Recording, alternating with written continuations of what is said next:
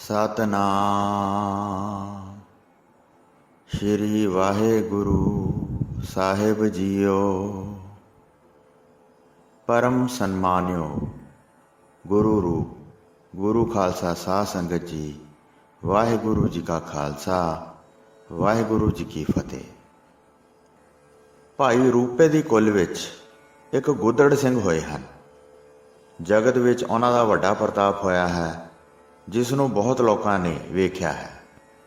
ਦਿਆਲ ਦਾਸ ਉਸਦੇ ਪਿਤਾ ਦਾ ਨਾਮ ਸੀ, ਜਿਹੜੇ ਵੱਡੀ ਕਰਾਮਾਤ ਵਾਲੇ ਸਨ। ਜਦ ਉਸ ਨੂੰ ਪਤਾ ਲੱਗਾ ਕਿ ਗੁਰੂ ਜੀ ਆਏ ਹਨ, ਤਾਂ ਉਹ ਸੁਣ ਕੇ ਗਿਆ। ਚਿੱਤ ਵਿੱਚ ਗੁਰੂ ਜੀ ਦੇ ਦਰਸ਼ਨ ਕਰਨ ਦੀ ਚਾਹਤ ਸੀ। ਉਹ ਜਾ ਕੇ ਸ਼ਮੀਰ ਨੂੰ ਮਿਲਿਆ ਤੇ ਉਸ ਨੂੰ ਗੁਰੂ ਜੀ ਦੇ ਪਾਸ ਭੇਜਿਆ। ਸ਼ਮੀਰ ਸਤਿਗੁਰੂ ਜੀ ਤੋਂ ਆਗਿਆ ਲੈ ਕੇ ਗੁੱਦੜ ਸਿੰਘ ਨੂੰ ਅੰਦਰ ਲਿਆਇਆ। ਇੱਕ ਤਰਖਾਣ ਦੇ ਨਾਲ ਆ ਕੇ ਫਿਰ ਉਸਨੇ ਗੁਰੂ ਜੀ ਦੇ ਦਰਸ਼ਨ ਕੀਤੇ। ਉਸਨੇ ਹੱਥ ਜੋੜੇ ਤੇ ਧਰਤੀ ਤੇ ਆਪਣਾ ਸਿਰ ਰੱਖ ਕੇ ਪ੍ਰਵੀਨ ਨਮਸਕਾਰ ਕੀਤੀ। ਸੂਖਮ ਅਤੇ ਕੋਮਲ ਵਸਤਰਾਂ ਦਾ ਪੋਸ਼ਾਕਾ ਉਸਨੇ ਗੁਰੂ ਜੀ ਦੇ ਅੱਗੇ ਰੱਖਿਆ।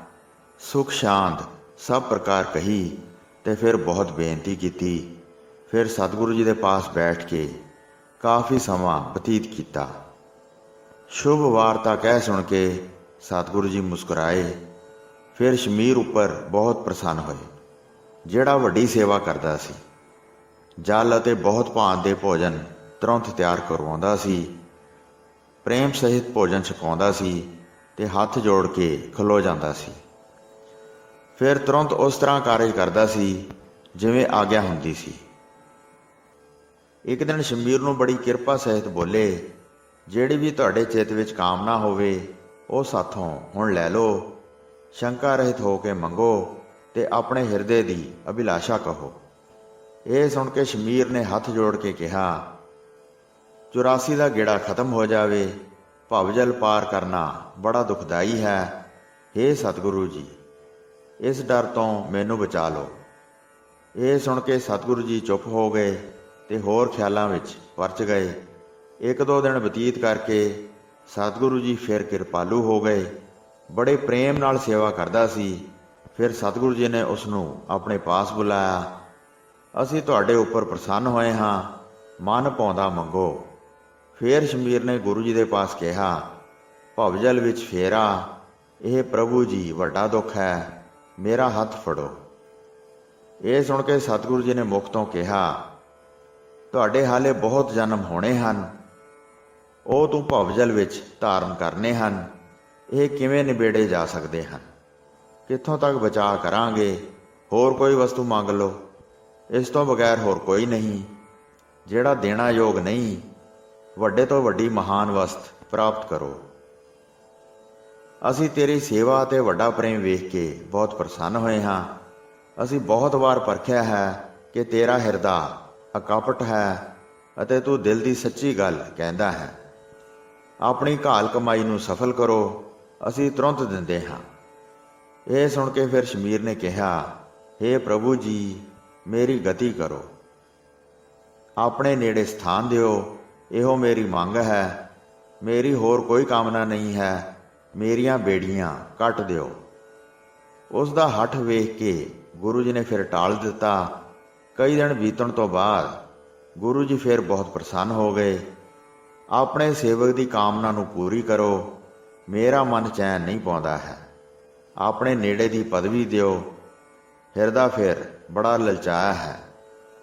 ਇੱਕ ਦਿਨ ਫਿਰ ਸ਼ਮੀਰ ਨੂੰ ਪਾਸ ਬੁਲਾ ਕੇ ਗੁਰੂ ਜੀ ਨੇ ਬਚਨ ਕੀਤਾ, ਆਪਣੇ ਮਨ ਦੀ ਕਾਮਨਾ ਮੰਗੋ, ਜਿਵੇਂ ਹੱਠ ਧਾਰਨ ਕੀਤਾ ਹੈ।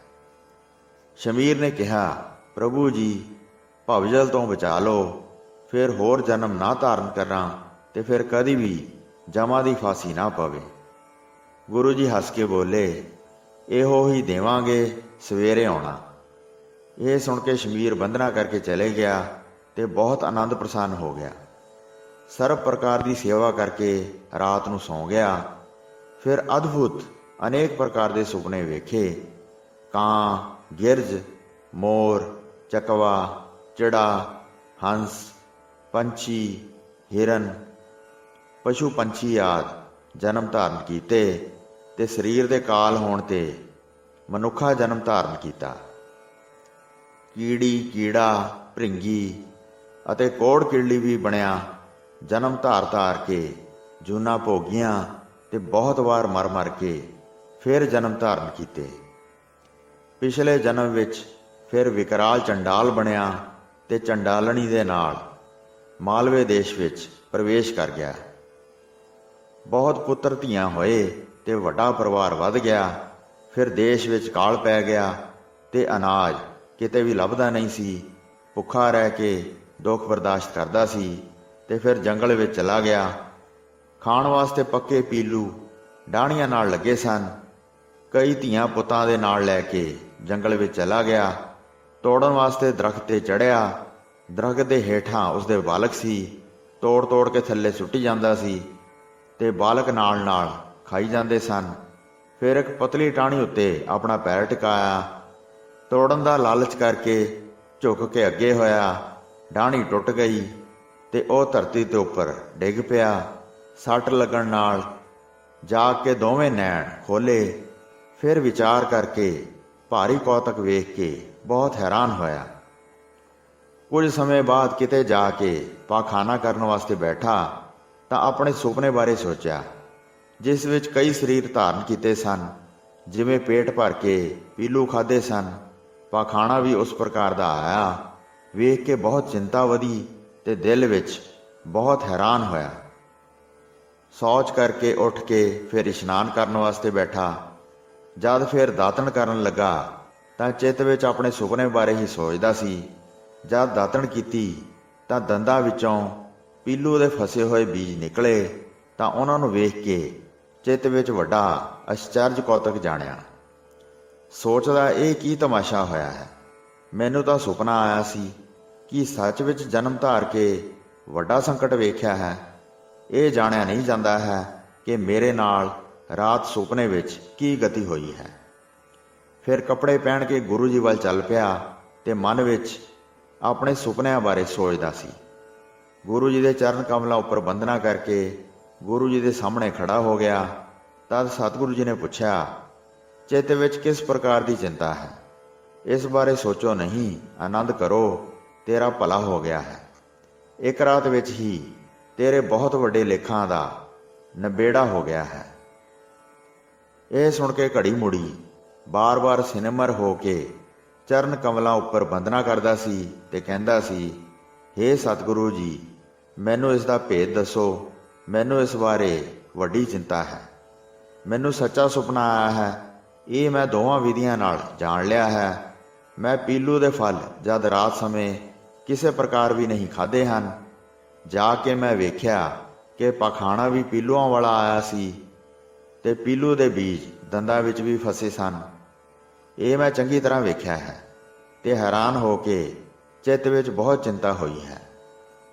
ਤਦ ਸਤਿਗੁਰੂ ਜੀ ਨੇ ਮੁਖ ਤੋਂ ਕਿਹਾ, ਤੇਰੇ ਜਿਹੜੇ ਕਈ ਜਨਮ ਹੋਣੇ ਸਨ ਉਹ ਸੁਪਨੇ ਵਿੱਚ ਭੁਗਤਾਏ ਹਨ ਤੇ ਇਸ ਸਮੇਂ ਤੈਨੂੰ ਉਹਨਾਂ ਦੀ ਸੋਝੀ ਵੀ ਕਰਵਾ ਦਿੱਤੀ ਹੈ। ਤੂੰ ਸਦਾ ਹੀ ਸਾਡੇ ਪਾਸੋਂ ਇਹ ਮੰਗਦਾ ਸੀ ਕਿ ਤੂੰ 84 ਦੇ ਗੇੜ ਵਿੱਚ ਨਾ ਪਵੇਂ। ਇਸ ਕਰਕੇ ਉਸ ਬਾਰੇ ਤੇਰਾ ਨਿਸ਼ਚਾ ਕਰਵਾ ਦਿੱਤਾ ਤੇ ਤੇਰੀ ਜਮਾਂ ਦੀ ਫਾਂਸੀ ਕੱਟੀ ਗਈ ਹੈ। ਜੋਗੀਆਂ ਵਾਲੀ ਦੁਰਲਭ ਪਦਵੀ ਤੈਨੂੰ ਪ੍ਰਾਪਤ ਹੋਈ ਹੈ। ਤੇਰਾ ਭਵਜਲ ਤਾਰ ਦਿੱਤਾ ਹੈ। ਹੁਣ ਕਿਸੇ ਪ੍ਰਕਾਰ ਦਾ ਸੰਕਟ ਨਹੀਂ ਵੇਖੇਗਾ।